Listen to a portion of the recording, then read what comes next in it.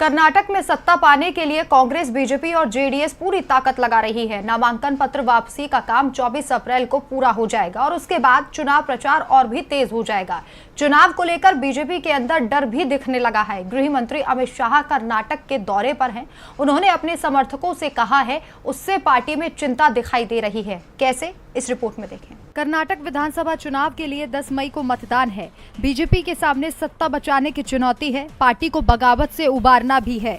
चुनाव से पहले कई बड़े नेता बागी हो गए, कई कांग्रेस में चले गए, तो जेडीएस का दामन भी कई बीजेपी नेताओं ने थाम लिया।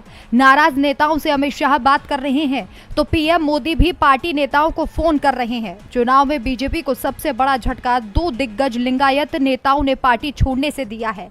पूर्व सीएम जगदीश शेट्टार और पूर्व डिप्टी सीएम लक्ष्मण सावदी ने बीजेपी पार्टी छोड़कर कांग्रेस के उम्मीदवार के तौर पर चुनावी हुंकार भरी है, जिसके बाद से बीजेपी दबाव में दिखाई दे रही है और पार्टी नेता किसी लिंगायत चेहरे को सीएम उम्मीदवार घोषित करने का दबाव बना रहे हैं।